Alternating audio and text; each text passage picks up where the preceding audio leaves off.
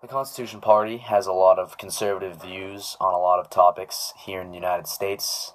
They believe that everything should be done almost exactly like the Constitution, like it was written originally. There shouldn't be any amendments or small changes. They believe that the Constitution is the final say. For example, education. They believe that the education of a child should be held entirely reliable on the family. The family should make the decision as to whether the child goes to a public school, a private school, or a charter school. They're 100% opposed to any federal interference as to where a child should attend school. In terms of taxes, they're totally against taxes. They don't like taxes. They're very conservative, right-wing Republican group. They want to get rid of the IRS entirely. They believe in a tariff system as opposed to a tax system. They do support small excise taxes that would support firefighters and police officers, but they're totally against any national tax or flat rate tax.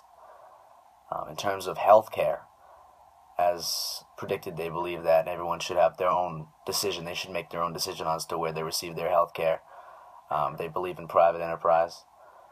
They're totally against Obamacare or any federal piece of legislation that would encourage people to receive their health care from the federal government. They believe Obamacare is a socialist idea that is crippling this nation. They want to prohibit any piece of legislation that would prevent a person from having their own choice as to where they receive their health care from. In terms of terrorism, obviously they're against terrorism, everyone is, but they do not agree with how the United States has chosen to spend their money towards terrorism. They're overspending. They believe they're overspending in foreign policy. They believe they're taxing people unnecessarily to support their attempts to prevent terrorism. They're totally against Department of Homeland Security, the Patriot Act, the Military Commissions Act, because they believe that the people should they should retain their right to defend themselves on the homeland. They don't want any federal interference on that. They believe it prevents people from life, liberty, and property with due process of law. In terms of immigration, they do hold the national government reliable on protecting our borders. They believe that any alien that tries to enter the country should be deported immediately. They're totally against Obama's attempt at legislation to keep illegal aliens in the United States had they been here for 5 years or more.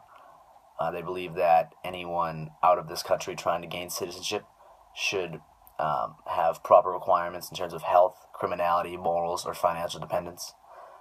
And they're starkly opposed to any amnesty granted to any illegal alien, especially, obviously, Obama's attempt at executive order. And they believe that immigrants should be totally fluent in English.